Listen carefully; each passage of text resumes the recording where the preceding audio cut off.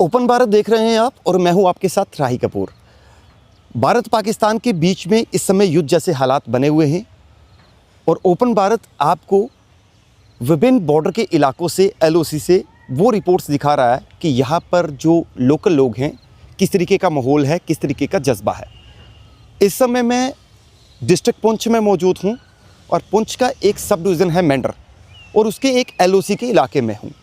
इस तरफ मैं आपको दिखाऊंगा कि ये जो आपको पहाड़ नज़र आ रहे हैं, हालांकि ये एक टोन है, इन पहाड़ के महज कुछ ही दूरी पर भारत पाकिस्तान नियंत्रण रेखा है, यानी एलओसी का इलाका लगता है। और यहाँ की आवाम, यहाँ के लोग, उनमें किस तरीके का इस समय माहौल है, ये जानने के लिए आज हम यहाँ पर पहुँचे हैं। आप तस्वीरों में देख सकते हैं कि ये जो सब लोग यहाँ पर आपको नज़र आ रहे हैं, ये इस इलाके के जो सीनियर सिटीज़न, साथ में रिस्पेक्टेड वो लोग हैं जो एक पुराना अनुभव भी रखते हैं और यहाँ की इससे पहले जो भारत पाकिस्तान के बीच में युद्ध हुए थे, इनके अपनों ने, इनके बुज़ुर्गों ने, उनकी बड़ी अहम भूमिका रही है। तो ऐसे में आज हमने सोचा कि इनसे विशेष तौर पर बातचीत करते हैं, क्योंकि 54 साल के बाद, 54 ईयर्स के बाद कल एक मॉक ड्रिल होनी है और उस मॉक ड्रिल का मतलब ये है कि युद्ध की स्थिति में किस तरीके से अपने आप को बचाना है, वो तमाम तरह की एक प्रक्रिया कल जो है वो की जाएगी। तो इसी को लेकर हम जो है इन सब लोगों से जो है वो बातचीत करेंगे। सबसे पहले हमारे साथ यहाँ पर एक शख्स है, इनसे बात करेंगे। आपका नाम जानना चाहूँगा। मैं हबीबुल्ला खान। हबीबुल्ला साहब, आप बिल्कुल बॉर्डर के रहने वाले हैं, तो अगर पिछला ट्रैक रिकॉर्ड देखा जाए, इस समय जो हालात बने हुए हैं, तो मैं जानना चाहूँगा कि 1947, 65 और 71 आपके बुजुर्ग रहे होंगे, शायद आपने भी कोई वार देखी होगी, है ना? तो ज़रा अपना एक वो बताएं एक्सपीरियंस के क्या माहौल था और अभी सिचुएशन कैसी है, तो कैसा लग रहा है? ठीक है, शुक्रिया राय जी। हमारे आबा अजदाद ने 47 देखा, हमने 1965 देखा, 71 देखा, 99 देखा, प्रॉक्सी वार देखी, बहुत सी वारें देखी हैं हमने। और हमारा ये जो जितना हमारा भाईचारा रखा है इस इलाके के अंदर, हिंदू मुसलमान भाईचारा एकता रही है और फ़ौज के साथ हमारे ये लोग शाना बशाना चले हैं। और आज भी अगर किसी किस्म की कोई वारदात हमारे देश, भारत देश के ऊपर, महान देश के ऊपर अगर थोपी जाती है, तो उसके मुकाबले के लिए हमारी ये जो आवाम है, हमारी सेना के साथ, पुलिस के साथ बिल्कुल शाना बशाना, कंध से कंधा मिला कर चलने के लिए बिल्कुल रेडी है। एक वो दौर था पहला और एक आज दौर है। कब तक जो है ये सहन करते रहेंगे? इससे पहले आपको पता कितनी गोलाबारी रही है, आतंकवादी हमले हुए हैं, इन सब चीज़ों को, और अब देश उस स्थिति पर पहुंचा है कि अब सर से पानी ऊपर है। ये बिल्कुल आपने सही कहा है कि देखिए कि जब ये जो प्रॉक्सी वार हमारे ऊपर है, ये छुप के वार करना है, नहाते लोगों के ऊपर वार करने है, ये तो बिल्कुल सरीहन गलत है। और अब ये जो पानी वाकया ही सर से ऊपर चला गया है, इसका कोई ना कोई संविधान होना बहुत ज़रूरी है। मतलब मुंह तोड़ जवाब देना, इसका संविधान होना जो ज़रूरी है और इसका मुंह तोड़ जवाब देना बहुत ज़रूरी है। मैं आपके पास वापिस आऊँगा। हमारे साथ यहाँ पर कुछ और लोग भी हैं। सर, आपका नाम जानना चाहूँगा। मेरा नाम रमेश चंद्र बाली है। बाली साहब, मैं आपसे एक ही सवाल करूँगा कि 26 निहत्थे लोगों की निर्मम हत्या की गई कश्मीर घाटी के अंदर पहलगाम में, जिसके बाद पूरा देश में एक उबाल है। आप क्या सोचते हैं? बिल्कुल बॉर्डर इलाके के रहने वाले हैं और आज स्थिति यहाँ तक पहुँच गई है कि दोनों मुल्क आमने सामने हैं, क्या आर पार होना चाहिए? क्या सोचते हैं?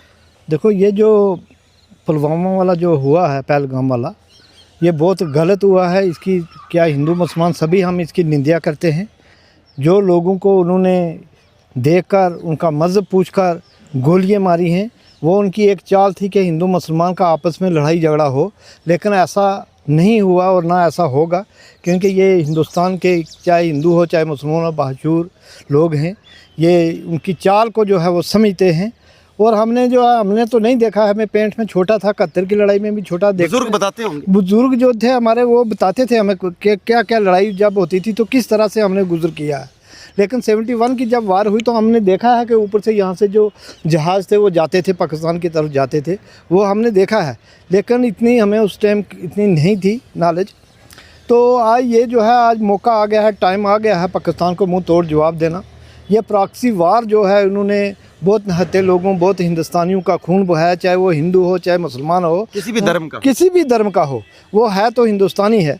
और उसका उन्होंने बेनाक खून बहाया है, उसका बदला जो है हम गवर्नमेंट के साथ हैं। और गवर्नमेंट को हमेशा कहते हैं कि इसका जो है मुंह तोड़ जवाब देना है। और इस बार हमने देखना है कि उनको ये सबक सिखाना है कि ज़िंदगी भर कभी किसी निहत्थे का खून ना करें और किसी के साथ इतना जुल्म ना करें। और इस तरह के हमारे जो मेंढर या इससे लोग हैं जो हिंदू मुसलमान हैं, हर मज़हब के लोगों के अंदर हुबे वतनी है और उनके रगों में जो खून दौड़ रहा है वो हुबे वतनी है। वो कभी भी किसी की चाल को कामयाब होने नहीं देंगे, देश विरोधी ताकतों को कभी कामयाब। हमारे साथ कुछ और भी हैं, मैं सबसे बात करना चाहूँगा, आपका नाम जानूँगा सबसे। जाहिर खान साहब। ज़ाहिर साहब, मेरे को एक चीज़ बताएं, अभी जो हालात बने हुए हैं, मैं तमाम बॉर्डर का विज़िट कर रहा हूँ, राजौरी डिस्ट्रिक्ट के अंदर कहीं LOC के इलाके में गए, पुंछ में घुमा हूँ, हर जगह एक ही आवाज़ है।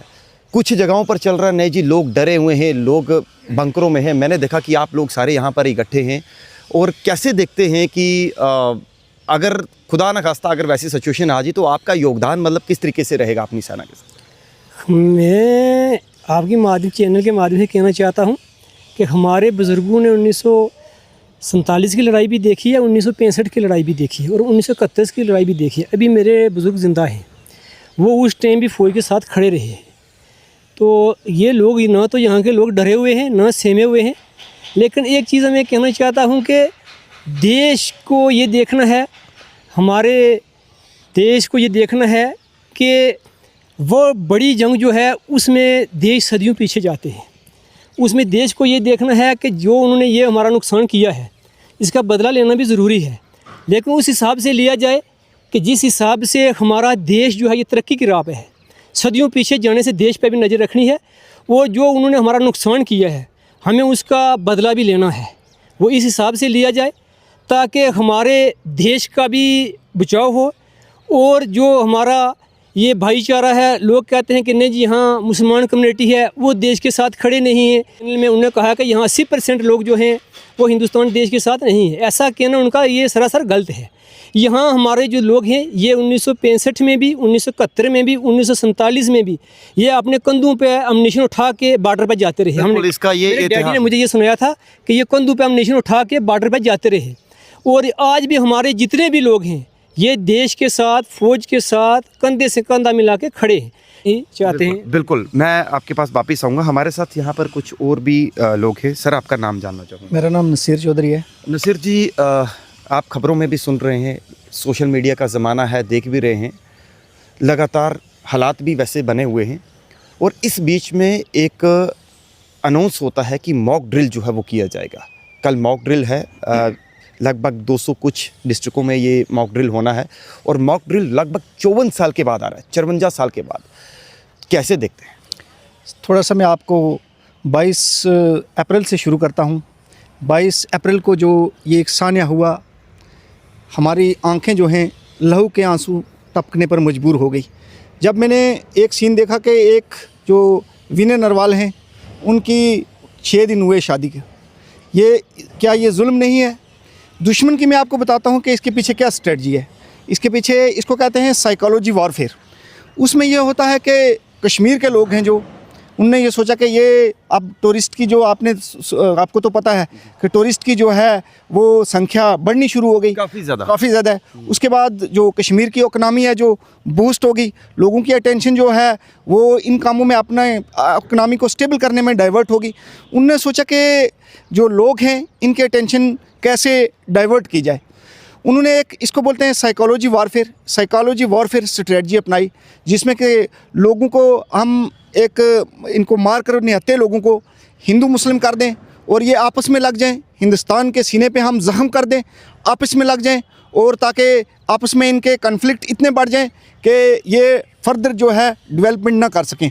उसके बाद हिंदू मुस्लिम हो जाए और कश्मीरियों के पास या जम्मू कश्मीर के लोगों के पास कोई ऑप्शन ना रहे, सिर्फ गन उठाने के बगैर। लिहाजा हमने इस स्ट्रेटजी को जो है वो फेल करना है।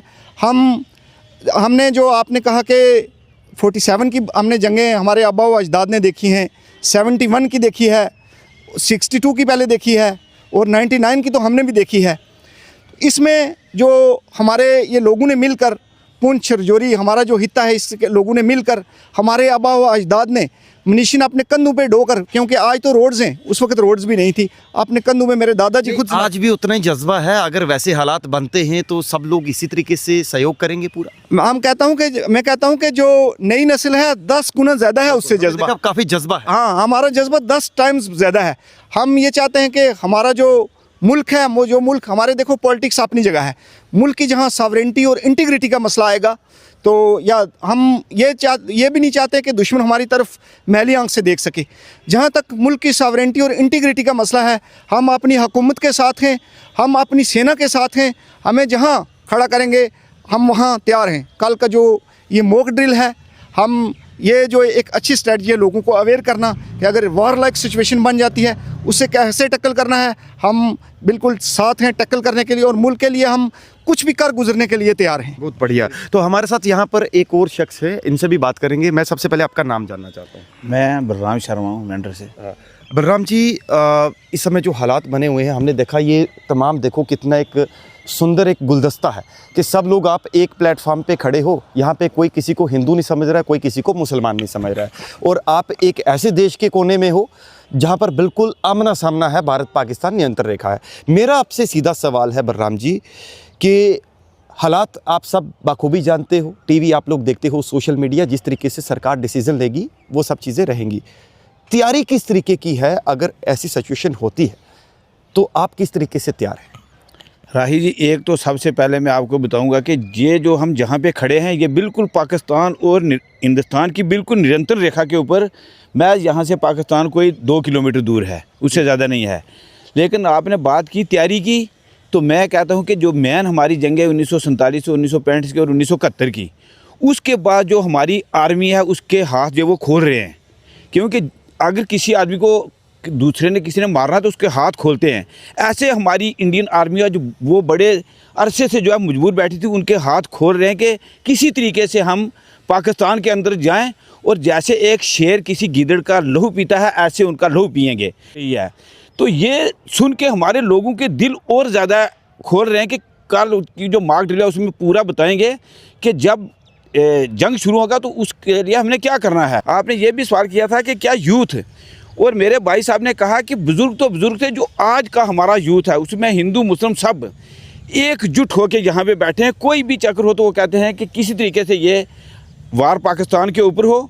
तो जो पहले भी मुंह तोड़ पाकिस्तान को जवाब दिया गया 71 में, 65 में, 47 में, लेकिन पाकिस्तान एक बेशर्म मुल्क है, उसको शर्म नहीं है। तो इस बार जो पाकिस्तान को जवाब देंगे वो मुझे उम्मीद है कि पाकिस्तान का नाम नक्शे से ही हट जाएगा। तो अगर वैसे युद्ध होता है तो आपकी इधर किस तरीके से तैयारी है? क्या सेफ्टी मेजर हैं, या फिर आप किस तरीके से मतलब कि कोई राशन पानी या सामान वो करेंगे, वो क्या तैयारी है? बिल्कुल, बड़ा अच्छा सवाल किया राही जी। ये हमारी एक मीटिंग भी हुई, हमारी जो मौलाना साहब थे उनके साथ भी मीटिंग हुई, व्यापार मंडल के साथ भी मीटिंग हुई, मंदिर के साथ भी मीटिंग हुई, आर्मी के साथ, एडमिनिस्ट्रेशन के साथ, और उसके लिए जो हमने पुख्ता इंतज़ाम किए हुए हैं हमारे क्या मंदिर में, मस्जिद में, गुरुद्वारे में, सब में हमने आके राशन डाल दिया है, जिसमें हमारे सिर्फ सिविल सोसाइटी और हमारा जो व्यापार मंडल है वो काम करेगा। तो ये तमाम लोग थे हमारे साथ जिन्होंने साफ तौर पर कहा कि भारत देश या देश की सरकार जिस तरीके का भी कदम उठाती है हम उनके साथ हैं। लगभग यहाँ पर तैयारी पूरी है, चाहे वो मंदिर हो, मस्जिद हो, गुरुद्वारा हो, वहाँ पर प्रॉपर तैयारी कर ली गई है। और इन्होंने अपना अनुभव भी बताया, और अपने जो बुज़ुर्ग थे या बड़े थे जिन्होंने 47, 71 और 65 की जो लड़ाई देखी है, उस दौरान उनका किस तरीके से देश के प्रति और देश की सेना के प्रति जो उनका सहयोग रहा था उसका भी इन्होंने जिक्र किया। और साथ में ये भी कहा कि अब बदलता भारत है, और भारत देश के अंदर जिस तरह की भी योगदान हमारा जो है वो चाहिए, वो हम उसके लिए तैयार हैं। और यहाँ पर एक आपसी भाईचारे की मिसाल है। कल मॉक ड्रिल होनी है, मॉक ड्रिल में तमाम इनको वो गुड सिखाए जाएंगे कि किस तरीके से अगर वॉर लाइक सिचुएशन होती है या वैसे तो आपको किस तरीके से अपना बचाव करना है। तो ये LOC का एरिया है पुंछ का, जहाँ से हम आपको रिपोर्ट दिखा रहे थे।